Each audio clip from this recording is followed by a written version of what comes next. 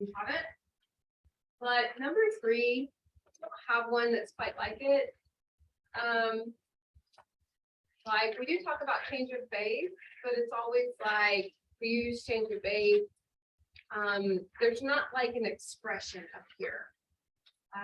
What I mean by change of base. So remember, if you had a problem like 6 to the x power equals 50, pretty sure we had one like that in our notes.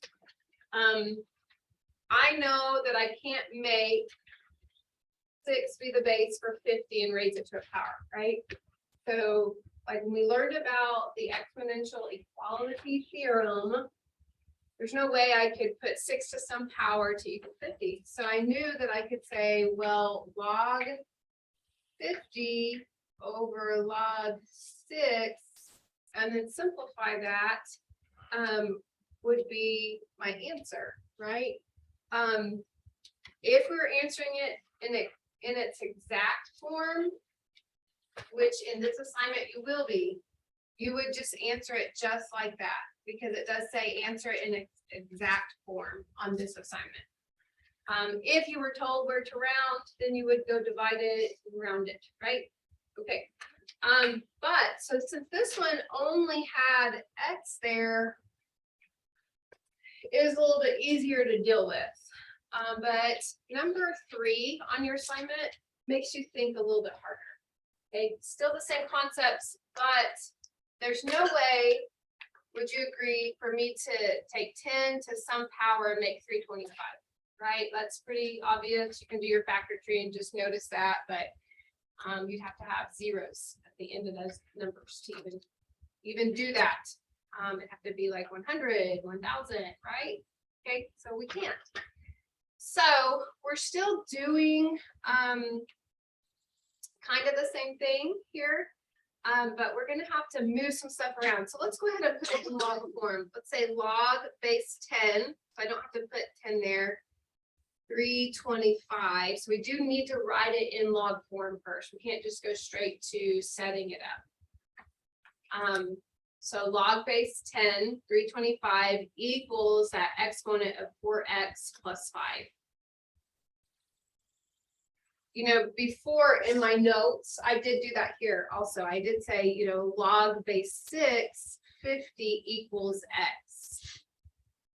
But again, because I knew I couldn't put that in exponential form, I did use change of base and was actually able to, like, you could actually calculate that and get a decimal one. Unfortunately, in this one, when we put it in log form, if I were to put it in change of base, I would need to get x by itself. It's kind of like it's creating an equation out of this. So what we want to do is isolate x, and then that's going to be our answer. Like x will equal, and it will look like a funny, weird fraction. Okay, so the first thing we would do is subtract 5. Now I want you to think on this one, log 325 is like a term. So we're going to keep it as log, and I'm going to put it in a parentheses like you see it in your calculator. So maybe it kind of makes you think of it like a term, minus 5. You cannot really subtract 5 from that log. Okay, so don't do it. Just write minus 5 equals 4x. And then to get x by itself, you just divide by 4. So you're going to have a funky answer on that number 3. It's going to look kind of like this, log 325. I'm just rewriting it over 4, and this is what you would answer.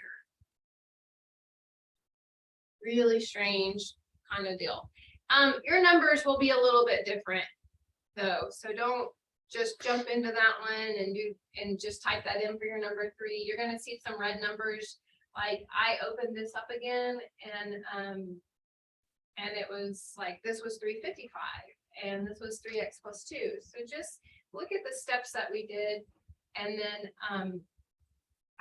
go ahead and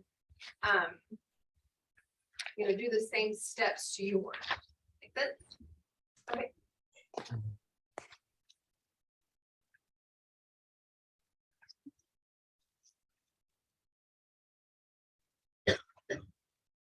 All right, so that will help you with that number 3 on the homework when you come to it. We still have some stuff to learn.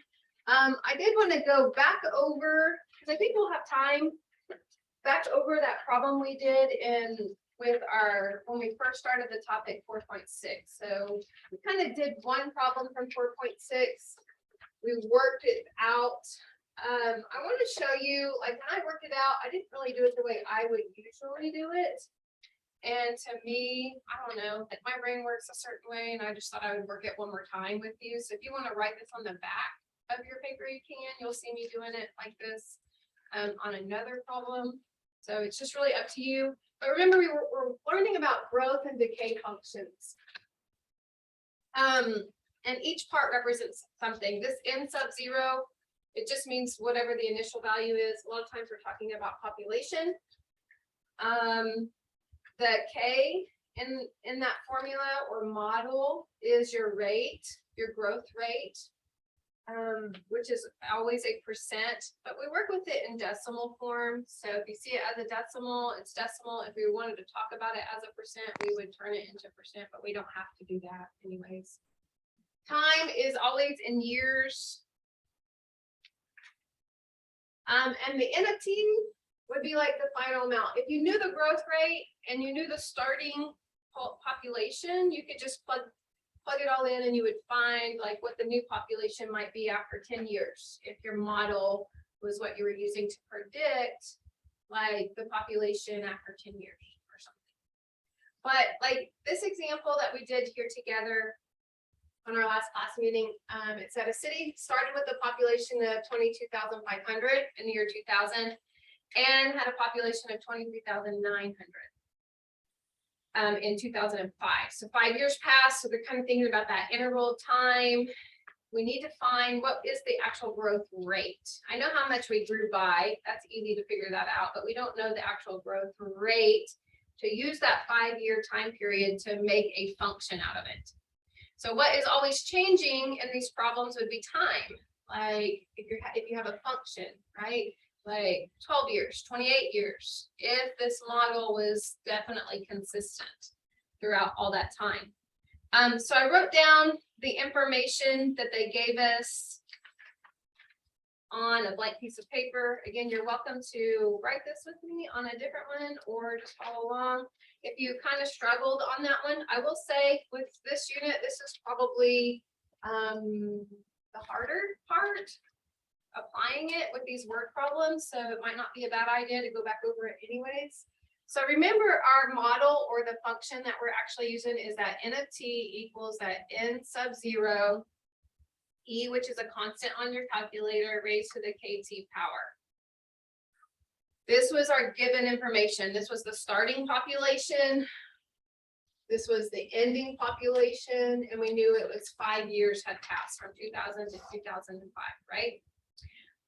K is our growth rate, and that's what we don't know. So we have to find K to be able to find the function or basically create the equation to represent this model. So what you would do is start plugging that in. 23,900 would be the ending population. Our N sub 0 right here is your 22,500. E is just a thing in your calculator. We don't know K, so it stays a K, but we know our time that we do know for now, whenever it grew from this to this, was 5 years. So what I did a little bit differently on Monday in class on that last video that I recorded is I think I pulled my 5K down first, it seems like, or something, which I wouldn't do it that way. Maybe I didn't. Maybe I just felt like I didn't explain it well. I'm looking at my notes to see. But like, since this right here has the unknown, the K, it's up in the exponent, I would probably start with right here trying to isolate that. And so since you have that 22,500 in front of it, I would start with dividing by that, just so that we can get the E by itself. So my goal here maybe would be to isolate this. And so we're not gonna actually divide when we get over here to the left. We can just leave it as that fraction. Not gonna, it would be like a decimal that you have to round, and we don't want to do that. You don't even have to reduce it unless you just want to, unless you don't like writing those zeros. You can just leave it as 23,900 over 22,500 equals. So this is why we learn about expanding our logs. Remember, if something was raised to a power, we pulled it up front. Let's go ahead and just write E, and I'm going to write it as 5K instead of K times 5. Well, since I want to get this K, I'm solving for K. K is my unknown. E is not unknown. That's an actual thing in your calculator. If I wanted to pull it down, this is why we learned about those logs and natural log. I would multiply both sides times natural log. If you multiply one side by it, you can multiply the other by it, and that keeps it equal, right? And so that means I could pull this down in front of natural log. But do you guys remember that natural log and E are inverses of each other? Like, it's just like if you were to take 1/2 times 2 equals 1. That's really what that is. They're like inverses of each other. If I multiply natural log times E, it's going to equal 1. So in a sense, sometimes you could think it cancels out. So you have natural log of 23,900 over 22,500, and I would put that in a parentheses because that's all one thing, equals just 5K. So we get to pull that down. So to get K by itself, we're dividing by 5. So it makes this really ugly, complex fraction that looks like that, but you can type it in your calculator just like that. So if you, in your calculator, and remember we're solving for K, which is our growth rate. That's what this is. You need to start with your fraction key. If you want it to look just like it is on your paper, up there in the top, you're going to say the natural log. So I just type that, and then it opens up that parentheses that we see there, and we'll have a fraction of 23,900 over 22,500 and close that parentheses. So it's going to figure that, then divide by 5. I don't know why I hit divide by. I think because I said it. And it says in your instructions to round to 5 decimal places. So in this case, it'd be like 0.01207 would stay the same. That fifth number would stay the same. So that's our K value. So when we're doing these, we're having to go solve for K so we can make the function to represent any year. The unknown that we need in our function is T. So the growth function that they're going to ask for that part A in WebAssign, it'll say like N of T equals, and then you need to write the actual function part. So I'm going to zoom out just a little bit more. So remember, that's our N of T. Our starting population we still use 22,500. We still put in an E. We use K now, because that's what we had to find, the 0.01207, and T is what needs to be unknown to make the actual function so that you can find any year.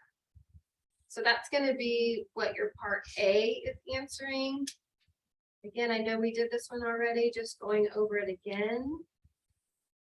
And then part B wants you to figure like a year. Let's say, like in the notes, it says the population of the city this year. So obviously this year is the year 2022, right? So if our starting year was the year 2000, that means 22 years had passed. So for T, we're just plugging 22 into this function that you found above. If you don't get the right growth rate, you're going to get your part B wrong as well, because all you're doing is plugging this into your calculator. So 22,500 times E to that growth rate of 0.01207 times 22 years. If it was the year 2025 this year, we would use 25 in this part. Or if they tell you find the growth in year 2017, then you would use 17, right? So you're just gonna plug that to your calculator, 22,500 e to the 0.01207 times 22. And the rounding instructions on this one is different, and this is where people get this one wrong a lot. I just wrote down that digit because it tells you to round to the nearest hundred. And I highlighted it in the notes, not hundredth, hundred. So make sure you read that. So this is the number in the hundreds place. So like when you're talking about people, you probably are going to count by hundreds or thousands or something and round in that way, just to get an idea of the population. So in this case, we would round down, meaning 3 stays the same, and these digits become zeros because that 4 is less than 5. So the population, if this model was accurate, after 22 years, they would say they could predict that would be maybe around 29,300 people. Now, these models change, you know, if you're actually applying it to real life, you know, it does change. Sometimes they'll use a model and then look at what the real population is and decide, do we need to make a change to our growth rate? And then they would go use a different interval time to update that model, right? And it would change that growth rate. So that's kind of how that's actually applied. Hopefully that helps a little bit in review before we move on to the next step. You'll be doing problems like that. Other problems that we use to solve for an unknown that's in the exponent would be something like carbon dating. All of this long wording is explaining where the formula comes from and what carbon dating is. So, you know, when something dies, they can maybe get an idea of how long it's been dead by carbon dating. So they say that living animals contain carbon-12 and carbon-14, and which is a radioactive and has a half-life. That's where the 0.5 comes from, of approximately 5,730 years. So this up here is an exponent. Sometimes, not actually sometimes, but often, because it's kind of weird looking, that is up in the exponent. Sometimes I like to write it with a slash mark like this, so you don't get confused and think that it's multiplying times 0.5. It's being raised to that power. It also helps a little bit, I think, when we're solving for t, we're going through those steps. So on the other one, you know, when we were solving for t in that one, to pull it down, we multiply both sides by natural log. And I think using natural log across the board is just safe, but you can multiply times log as well. The reason we use natural log in the one before is because I know there was an e in that problem, and the inverse of e is natural log. So that's why definitely you need to use natural log on those. But if you use log on this one, there's not an e, you would get the same answer. So let's go ahead and look here. Your P of T would be a percentage. It's going to say how much, estimate the age of the bone now that it has like 85%. So this P of T tells you the percent of carbon present, carbon-14 present at that time. So in this case, my P of T, it says estimate the age of the bone if it now has 85%. So we know that, or it's saying that P of T would be 85%. So if we're using it in calculations, we move our decimal 2 places to the left, so that would actually be like saying 0.85. And it says at the time t equals 0. So we need to go plug this in and go solve. Again, we have that right there. I'm not going to rewrite it. A lot of times I do, but I'm not going to this time. So we have 0.85 equals that 0.5 raised to the t over 5730 power. So this one's a little bit different than that one before. Notice we didn't have an e in there. The only term that's being raised to that power is that 0.5. So I don't need to divide by anything and try to get it by itself. Like this is already the whole term, right? That's being raised to that power that has the unknown up there. So now we can jump straight to multiplying times. Technically, you could do natural log or log. I just do natural log almost always so that I'm always, if there's an E in there, I don't do log and think, what do I need to do?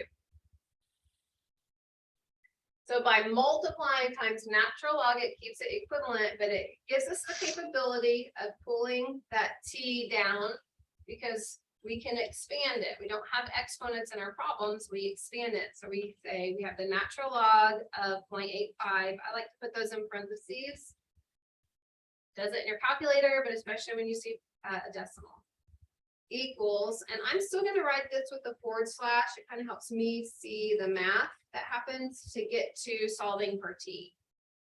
So it's like saying T over that 5730 times the natural log of 0.5. You can put a dot there if you want, or just write them side by side. Already just means times. So I'm going to go ahead and put a dot just so that you can remember that that's what that means. So now it's all down there. And if we're solving for T, this right here is the term that has T. So I want to move this over here. So since that's multiplying, I'm going to be dividing by the natural log of 0.5. And when you come over here, your natural logs, it might be tempting to cancel them, but they don't. Like the natural log of 0.85 is an actual number divided by the natural log of 0.5. They kind of like stick together. You can't just cancel out the words natural log. The only time like natural log could cancel is like, you know, if you had an equation like we did before, where it's like, okay, yeah, they both have natural log, we can start solving for x. That's not what's happening here. But because these are the same, they do cancel. So now when we rewrite this, I would then say we have the natural log of those things equal, I probably would turn this into T over 5730. The reason I do that is because it helps me see what I need to do to get T by itself. Any other time when there's other things by it, I like to see it as like a slash, just kind of helps my brain wrap around what else happening. It's a little easier to deal with. So now to get T by itself, I know I'd have to multiply times 5730. So I have to multiply times 5730 over here as well. And maybe put all of that in a parentheses so that you know that that's what's happening. And then you're just going to type this in just like you see into your calculator. So here we go. So 5730 times, we have a fraction because we have natural log of 0.85 in the top, and then natural log of 0.5 in the bottom. Arrow over and close that parentheses. And I think it gave some rounding instructions. I can't really remember. Nope, it doesn't. We're just going to round to the nearest whole number. So let's just put that up here. Round to the nearest whole number. So in my calculator, I have that 1340, and we would keep 3 the same since the digit to the right is less than 5. And that is in years. T is years, so you could label it. You don't have to in WebAssign, but I'm going to go ahead and label it for you now.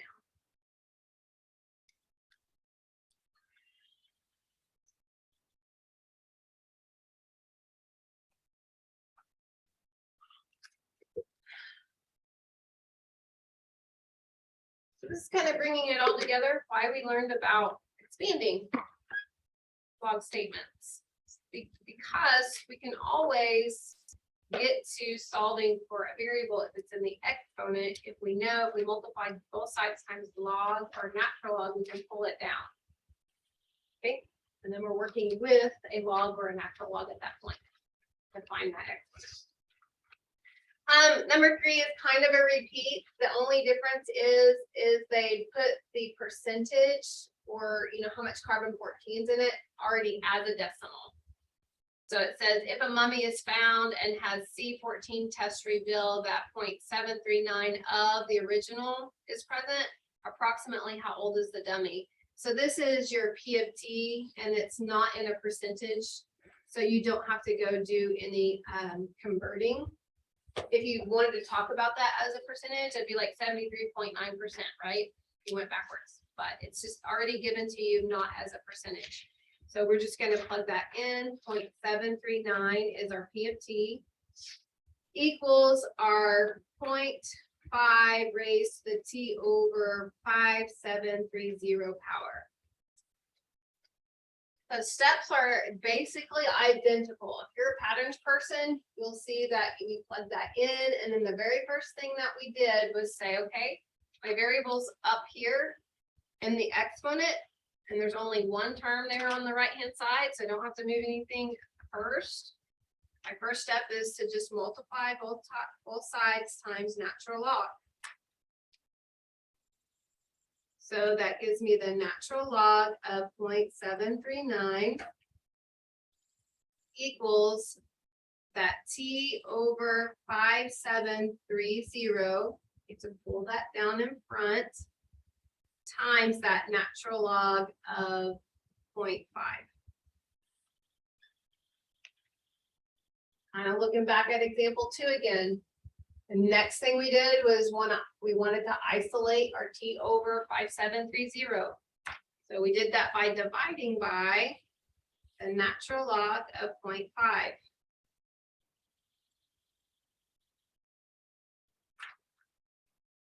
Okay, so that means that we did move it. And if you'd like to write it kind of like I did again, I think it's good for your notes purposes for sure, so that you see what's happening from step to step. I would turn that into T over instead of using the forward slash to represent the fraction. And then just like we did in this step, then we can show, yeah, I don't want that in the denominator, so let's multiply times 5730. Since there's a fraction here, you could just put it in a parentheses. You know you're going to be multiplying times that. So we can get our calculator and type that in. I'm going to do that, be kind of over my handwriting, but 5730 times the fraction of natural log, or you could have done log, natural log 0.739 over the natural log of 0.5. Oops. Sometimes I forget to close those log parentheses. And then I'll arrow over and close that whole thing. And again, let's round to the nearest whole year. So in this case, time would be 2500. And you can see how if you just use log instead of natural log, where I wrote natural log, it would get the same thing if you want to plug it in there. Again, I just generally go to natural log, so I'm always there, especially like if we're working with that growth rate model. That way, if there's an E in it, it will just cancel out and become 1. Just always, it'll work every time. Don't have to switch. Okay, a couple more things to learn. This next one's actually a little bit easier.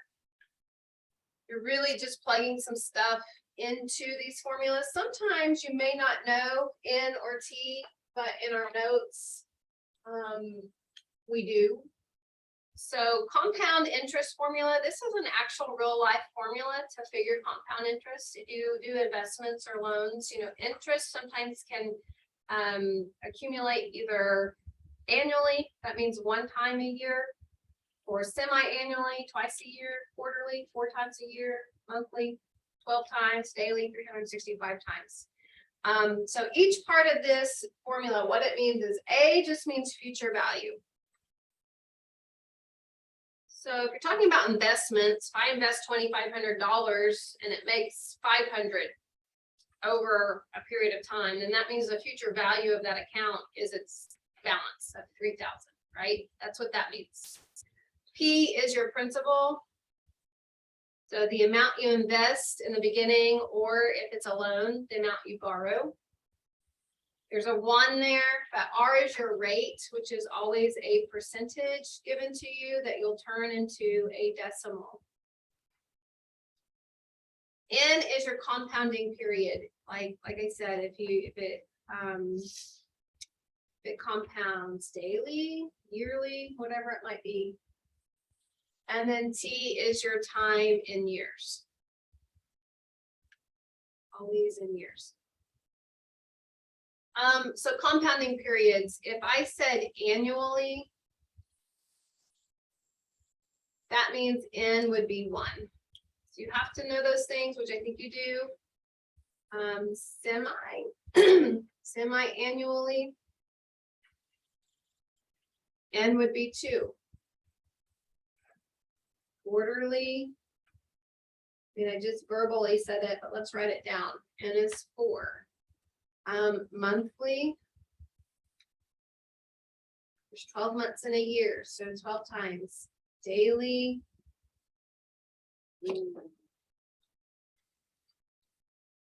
N would be 365. I guess there would be a weekly maybe, but I don't think we see any of those. Those are the most common ones you see. So you have to know what each letter represents and be able to read thoroughly the question to know what you're plugging in for N. But like example 4 says, find the balance if $1,000 is invested at an annual interest rate of 10% for 2 years compounded on the following basis. So that would mean N would be 12, N would be 4 on this one, and N would be 365.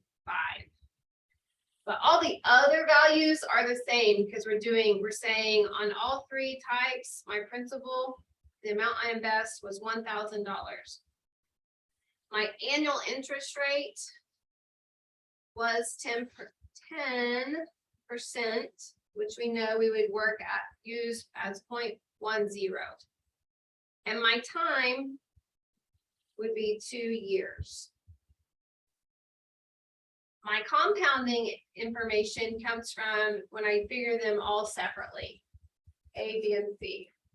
So there are like 4 unknowns in that formula. If I say A equals, I'm going to write it so you can see it on the same screen, 1 plus R over N raised to the NT power.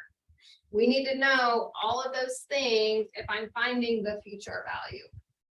Which sometimes maybe you want to produce a certain amount of money, so you may know what the future value is and have to go find time. Like how much time would it take to get to that amount if these were the terms of the investment. But for now, we're just figuring this where we're given all that, we're finding the future value.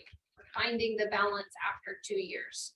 So if we're compounding monthly, then what we would say is A equals 1,000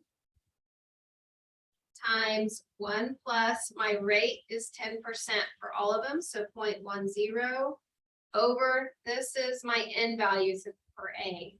Oh, I don't know where I guess I was saying N, but it should be 12 in the bottom. That's the number 12 scribbled. And then raised to the 12 times 2 power. Or N times T. So you're just going to plug that into your calculator and find what the balance would be. Now, since we're talking about money, generally they're going to tell you how to round, but we could round to 2 digits, right? Because with money, there's 2 numbers that we see for change in money in the money world. So 1,000 times 1 plus the fraction of 0.10 over 12 raised to the 12. Oops, I didn't raise it. Raised to the 12 times 2, or you could just type in 24. And that's going to mean tell you that your balance would be $1,220.39. Sometimes they'll tell you to round to the nearest cent, and that's what that means, 2 numbers.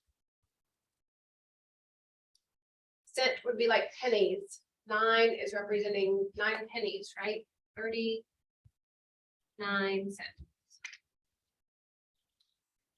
So the only thing that's changing when we do B and C is your end value, right? How often it compounds. So it's pretty easy. It's just plugging stuff in and tell your calculator to do it. So this one is saying I still have $1,000 that I'm investing. My rate is still 10%, but the difference here is I'm going to compound quarterly instead of monthly. So 4 times 2 up here. So you'll see how the balance will be affected, and it will be a little bit different. It's not hugely different. The longer time passes, the more difference you're going to see.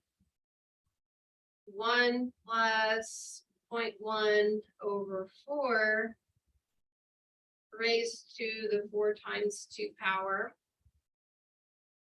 is $1,218.40.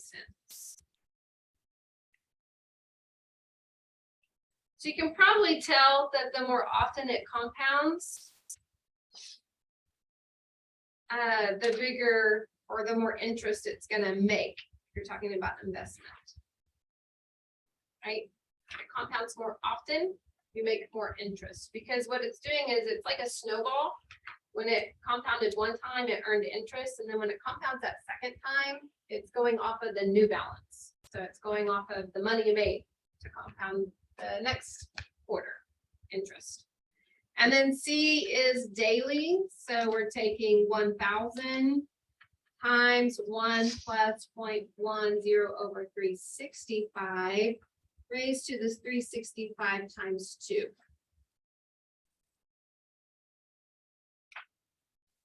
So probably, wouldn't you just kind of assume, since this is the biggest compounding period, won't this probably be a bigger balance? You would think. Let's go see if it is. 1,000 times 1 plus 0.1 over 365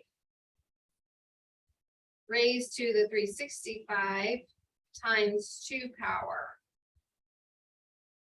So this balance would be $1,221.37. We need to round that one up cents.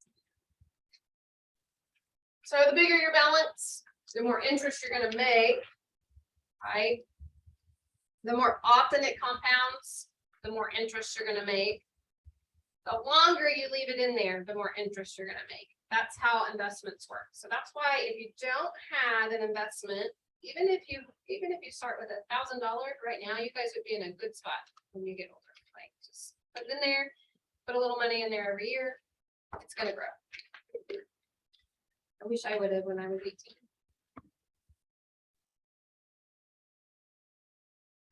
Loans, when you're thinking about loans, when you're borrowing money, you need to kind of be informed on how your interest is being figured. Is it compounding daily? Sometimes they do, like mortgages, stuff like that. Being an informed buyer, but this isn't a finance class, so let's go on. I wish it was, because I think it's important life skills. I teach that in one of my classes. Okay, continuous compounding interest. This is the last thing. We have 7 minutes, so I'm going to maybe only get through one of them, and then we'll finish it up and do a little bit more on Friday on some stuff. We'll do a little bit of a review. Any questions that hopefully you have started your homework? We'll go over that too. So if we're talking about continuous compounding interest, meaning there's not an actual end value. We're not doing daily. It's just doing it continuously all the time. I don't really know how that works, if I'm honest. I probably should look into that, but maybe it's just continuously compounding. This is the formula to represent that. So it uses that E value in here again in your rate and your time. So A is still future value. That's not different. Like your ending balance. P is still your principal, how much you invest or borrow, depending on what it's representing. Rate is still a percentage that we're going to turn into a decimal. And T is still time in years. E is a function on your calculator, kind of like pi. So example 5 says, find the balance after 4 years on an $800 investment at an annual rate of 6% compounded continuously. This is how you know you use this formula over if it said compounded daily. If it says compounded daily, you have to go back to the other one that we just did. But because it says compounded continuously, that tells you you're using this one. So I know that they're telling us that I'm going to invest $800. My rate, they said, was 6%. So if I turn that to a decimal, you're moving the decimal 2 places to the left, so that'd be 0.06. And it said my time was 4 years. I like to kind of gather all the stuff I know from the words, and then we're just plugging it in on this one. We might actually be able to do example 6.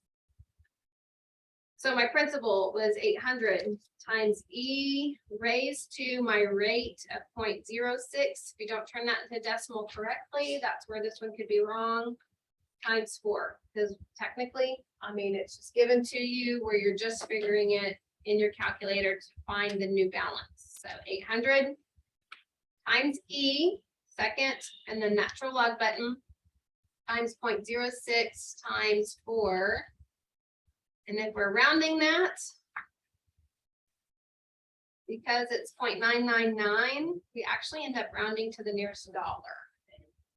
Really close to $1,017.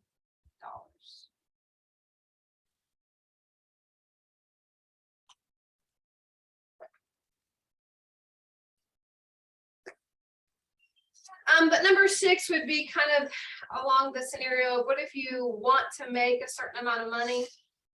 How long would it take you? So we're going to just run through that one. We still have 5 minutes. I'm going to go ahead and do it. So it says, how long will it take $6,000? So that would be how much you would be investing to triple if invested in an account that pays 7.6% annual interest compounding continuously. So that's how we know we're using the formula above. And it says round to the nearest year. So because it's saying how long, we know that we're going to have to find T, which is up in our exponent. My principal means if I'm asking how long will it take for 6,000 to triple, then that's probably the amount you're going to invest, right? If it said it's going to triple, we're taking 3 times 6,000, and that's going to tell you like the future value this time. We haven't had to figure future value or work with it, but that would mean I want $6,000 to grow to be 18,000. Just like up here, if I invested 800 and we have these terms, it grew to this. This is what it's going to grow to now. My rate was 7.6%, which would be like saying 0.076.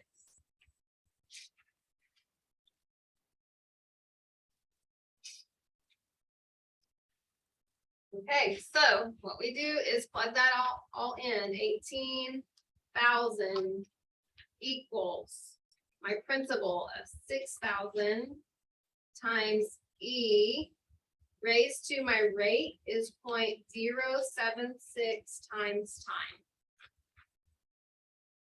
So this would be one where, because I have E and my exponent is up here, I probably would try to get E by itself first. Kind of makes it look a little bit easier rather than pulling T down in front. The T term down in front. And you can reduce that. That would be a pretty easy one to reduce if you want. Sometimes you might choose to, but that does divide up into it evenly. Do you guys see that? So I'm probably going to just do that. I'm going to call that 3. That divides into it 3 times. And then we have E to the 0.076 T power. So it just makes it easier, smaller numbers to work with. But because our unknown is in the exponent and because we have an e, we for sure need to multiply both sides times natural log specifically.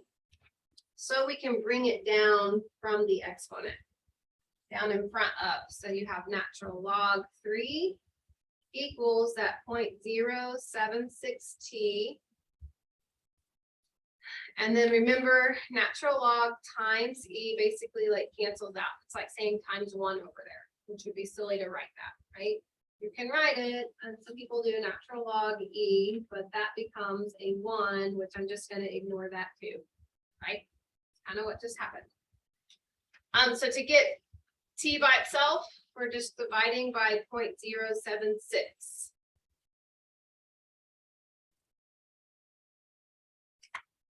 See how that cancels that out, leaving you with t by itself. So we just have to figure this now. We have a fraction, and in the top you have natural log of 3, and we're dividing it by 0.076. And it said round to the nearest year. So it was a decimal of like 14.4. Or I wrote 5. Oh, I guess I was going to round that up.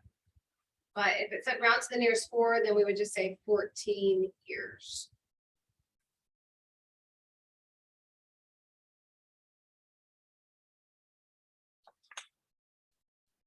Okay, so we did